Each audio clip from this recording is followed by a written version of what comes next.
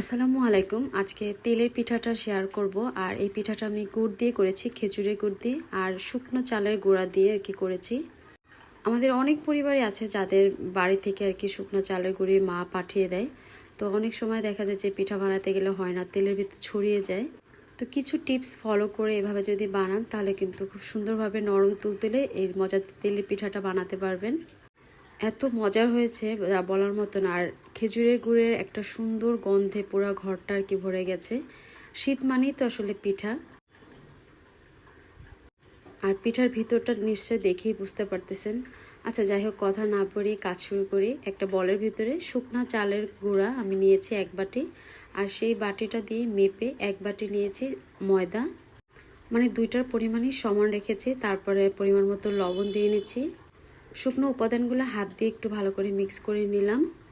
আস্ত খেজুরের গুড় বাজার থেকে কিনে এনে পানি দিয়ে একটু গুলিয়ে নিয়েছি। এটা হালকা কুসুম গরম আছে, গরম থাকা অবস্থায় আমি এখানে দিয়ে দিচ্ছি। তারপর হাত দিয়ে একটু ভালো করে মথে নিব। তবে আপনারা চাইলে পাতলা যে গুড়টা সেই গুড়টাও কিন্তু ব্যবহার করতে পারেন। আবার চিনিও কিন্তু এখানে ব্যবহার করা যাবে। তারপর হাত দিয়ে যেরকম করে আমরা আটা মথি ঠিক ওইভাবে করে একটু মথে মথে নিব। কারণ এখানে যেহেতু শুকনো চালের গুঁড়া, শুকিয়ে চালের গুঁড়াটা করার কারণে চালের ভিতর যে আঁশটা, সেই আঁশটা কিন্তু থাকে না। তো আবারও আমি কিছু কুসুম গরম পানি দিয়ে হাত দিয়ে খুব ভালো করে এটা ফেটিয়ে নিয়েছি।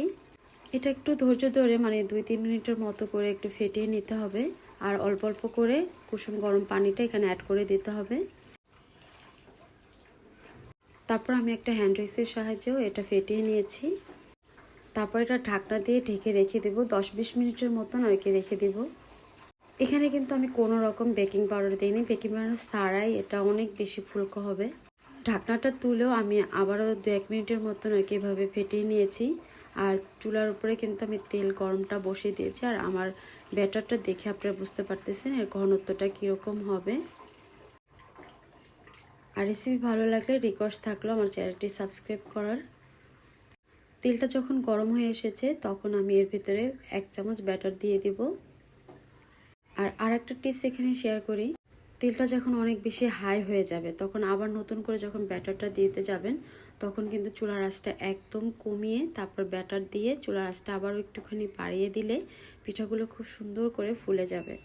আর আলহামদুলিল্লাহ প্রথম পিঠাটাই আমার কিন্তু অনেক সুন্দরভাবে ফুলেছে, মাশাল্লাহ।